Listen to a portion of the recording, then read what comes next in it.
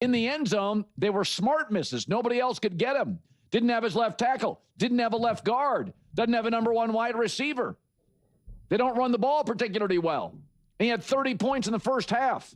It was a show-off flex game for New England that's been really good all season, but they don't get many standalone games. And, one of the rules when somebody's going to be great, they don't necessarily make it look easy, but they make it look easier than it looks for 90% of the quarterbacks in the league. Joe Burrow, on third down, he doesn't have a huge arm. He's not a giant guy. He's not super mobile. It just always puts the ball in the right place when he's healthy. It's just great, looks a lot easier. I watched Michael Jordan for years. He wasn't the best ball handler. He wasn't the strongest player. He didn't have the best long range. It's just like 17 feet away, he just couldn't stop him. And the first year, he was a little reckless, got hit too often. Beginning of this year, he wasn't quite there yet, but I watched him the last 4 or 5 weeks. I was sitting there waiting for his bubble to burst a little bit, sophomore slump. Nope. He's getting better every week. This is one of those guys that checks all the boxes. Jackson Dart, to me, feels like he is still, to some degree, kind of winging it and doesn't quite see the field as well as I'd like him to see the field. Drake Maye, you're watching it in real time. Stoic, not a lot of bad throws, not getting hit. I mean, listen, you get a franchise quarterback every year. You get an all-timer about every 4 or 5 years. I think we found one. He is on pace to be the greatest quarterback on first down in the history of the game for a single season. Number 2 is Aaron Rodgers. Number 3 is Drew Brees. And here's the thing. New England's offensive roster is still at least one draft class away. They got to upgrade the O-line, they need more dynamic players at tight end and wide receiver. Their run game, again, below average. So, and I'm watching them last night. I know I lived, in New England territory for a decade. So I watched every Patriot game during Brady, Belichick, Robert Kraft, Josh McDaniels. It's a very reminiscent team. There's a lot of do-your-job efficiency. Just like Belichick, Vrabel's special teams are great. And Josh McDaniel is designing the offense and play calling. Kraft's still the owner. Vrabel's a more player-friendly version of Belichick, and Drake Maye is a more mobile version of Brady. Tall guy, smart guy, doesn't take a lot of hits, doesn't make a lot of bad throws, super accurate. It's very reminiscent. Let there be no ambiguity on this point. I was the originator of the mobile Tom Brady designation for Drake Maye. I am the individual who coined that comparison. To draw a parallel, it is akin to a prominent analyst labeling Patrick Mahomes as Jordan-esque in his field.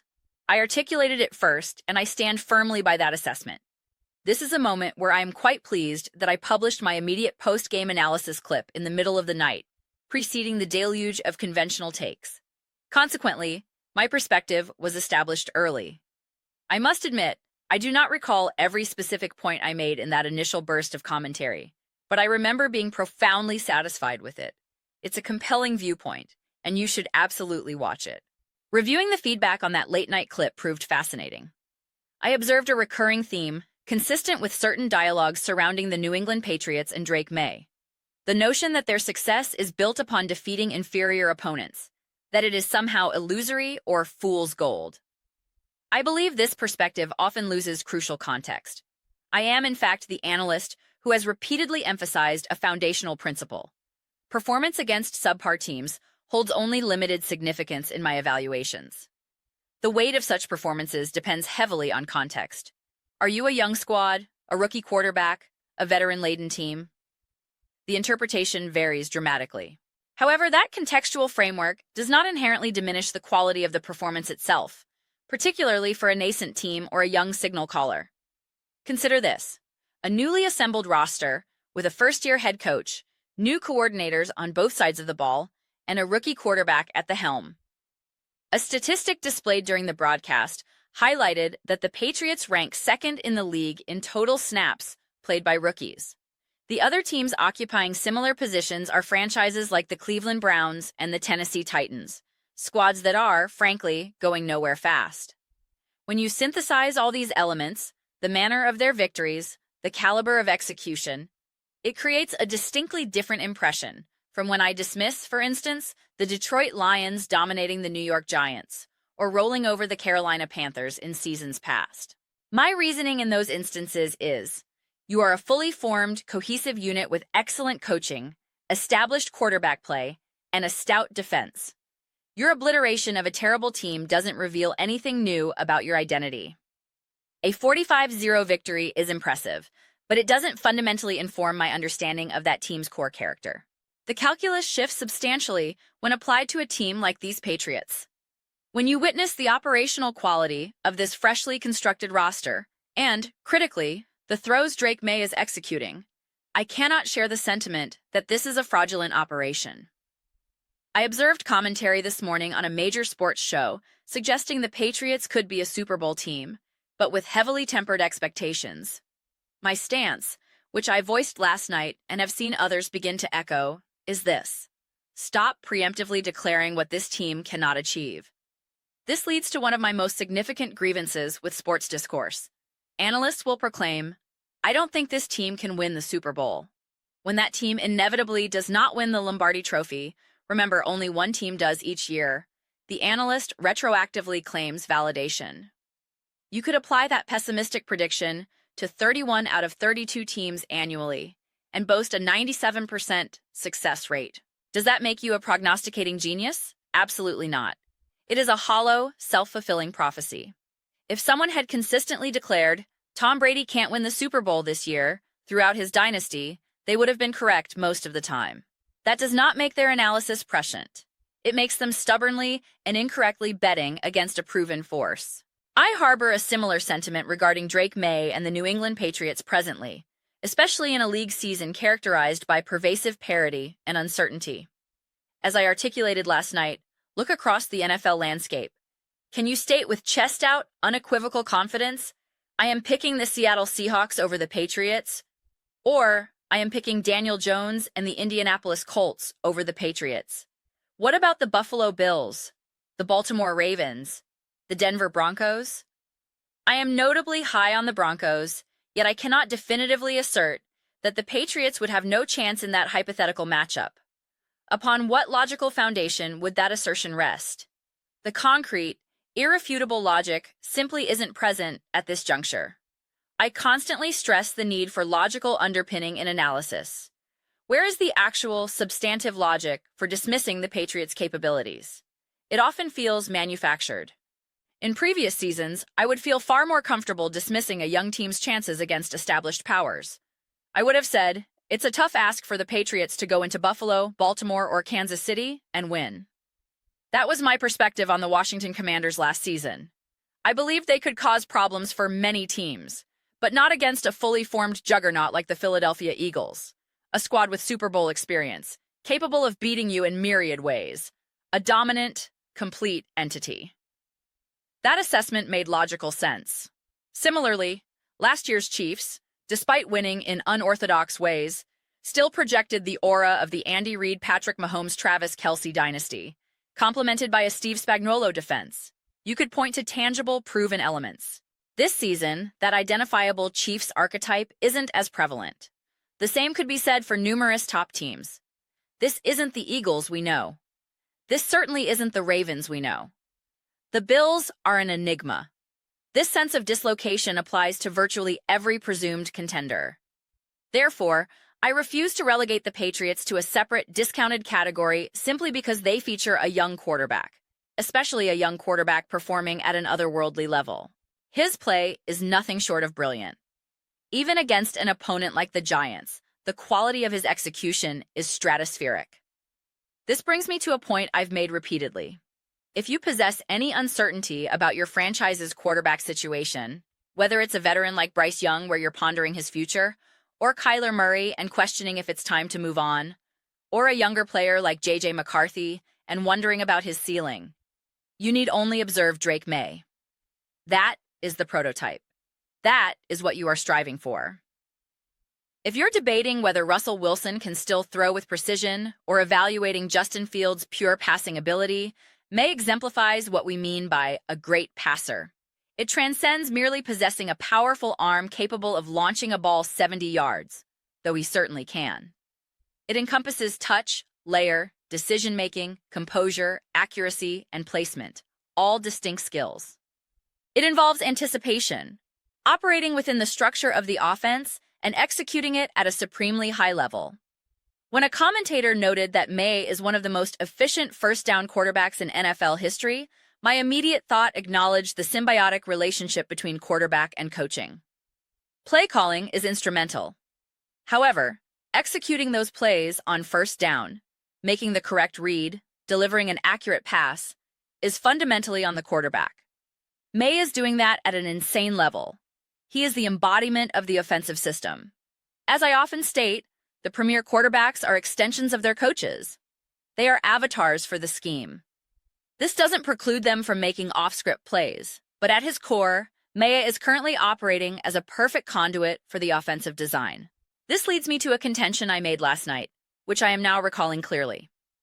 Presently, you can construct a legitimate, compelling argument that the duo of Drake Maye and the Patriots' offensive play caller, whether you consider the head coach or offensive coordinator, constitutes the best coach-quarterback partnership in the league. If we are discussing offensive systems, this is a real debate. Matthew Stafford and Sean McVay probably have the second strongest claim, or perhaps even the strongest. However, they benefit from elite weapons like Puka Nacua and Devonta Adams, which is perfectly valid. A quarterback is allowed to have great receivers. But if we attempt to view these partnerships in a somewhat vacuum-sealed context, evaluating the synergy and execution, it becomes exceedingly difficult to dismiss the Maye partnership. We are not making value judgments on past accomplishments. We are assessing the current landscape. This segues into my next take, also from last night. Examining the broader quarterback ecosystem. Is Drake Maye already a top 5 quarterback? If we factor in age, health, and projectability, excluding past accolades, rings, or MVPs, and focusing purely on the present and foreseeable future, the conversation becomes intriguing. Patrick Mahomes is approaching 30. Josh Allen is accumulating physical wear. Lamar Jackson is often banged up. Joe Burrow has an injury history. If you were to survey the quarterback landscape with the question, who do I want for the next decade plus? I am not entirely certain you would select anyone over Drake Maye.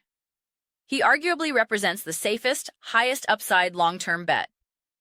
Jaden Daniels is another phenomenal young talent, but he has already encountered injury setbacks. In a hypothetical exercise where you must choose a franchise cornerstone today, weighing age, injury risk, and current performance, the most rational selection might very well be Maye. I struggle to identify a more logical choice. It is a remarkable realization. This is precisely why I challenge the hyperbolic narrative surrounding other young quarterbacks. One would assume that the level at which Drake Maye is performing is the standard we frequently witnessed from other highly touted rookies who promise to revolutionize the game. But what he is accomplishing, and the rapidity with which he is doing it, is exceptionally special. What I find even more impressive is that his dominance is not predicated on off-script hypermobility, the kind of athleticism that defines players like Josh Allen, Lamar Jackson, or a younger Patrick Mahomes. While those players also operated within systems, Maye's game is rooted in executing the offense from the pocket with preternatural polish. He does not possess a Travis Kelce or a Tyreek Hill. He does not have Lamar Jackson's elusiveness or Josh Allen's raw power. Witnessing what he achieves without those superlative physical or supporting assets is astounding. It should instill genuine fear in every fan base outside of New England. I have often speculated about the next evolutionary stage of the quarterback position, beyond the Mahomes-Allen Jackson paradigm. I've joked that someday we will see a quarterback with the size and athletic profile of a LeBron James, a 6'8", 250-pound monster who can also run and jump. That day will come. If the NFL persists for another century, we will witness physical marvels that redefine the position. I sincerely hope I am around, with my faculties intact, to comprehend what I'm seeing. In the interim, one could argue Drake Maye represents a different kind of evolution. He is not the hyper-mobile scrambler. He is the synthesis of a more mobile Tom Brady, a quarterback who maintains impeccable composure within the structure, avoids reckless plays, protects his body, delivers with pinpoint accuracy, and can still unleash a devastating deep ball. When commentators say he checks all the boxes, it feels like an understatement. He doesn't merely check them, he exceeds the parameters of every evaluative category.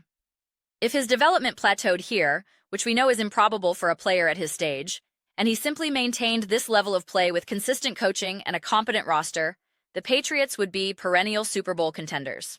Now, contemplate incremental improvement. 5%, 10%, 15% better as he gains experience reading defenses and making pre-snap adjustments. Then, envision supplementing him with elite talent. A true all-pro wide receiver, a dynamic running back. The potential is frankly terrifying. But these are simply my personal reflections and projections. I would be absolutely delighted to hear your own. What are your thoughts concerning Drake Maye and the trajectory of the New England Patriots? Please share your perspectives in the comment section below. I make it a point to read every single comment that is posted, so whether you are in full agreement with me or you fundamentally disagree, I want to hear from you. Let's ignite some engaging discussions. Let's engage in some spirited debates. But ultimately, let's simply enjoy the experience and have a great time. Please do consider subscribing to the channel. We are in the process of cultivating a truly wonderful community here, and I would absolutely be thrilled to have you as a part of it. My goal is to build something that we all feel a genuine connection to, something that we are truly enthusiastic and proud to be involved with, and I believe we are making significant progress toward achieving that objective. Please do not forget to give this video a thumbs up, as it genuinely and substantially assists with visibility within the platform's algorithm. Thank you so very much for your time and engagement. I'll see you next time.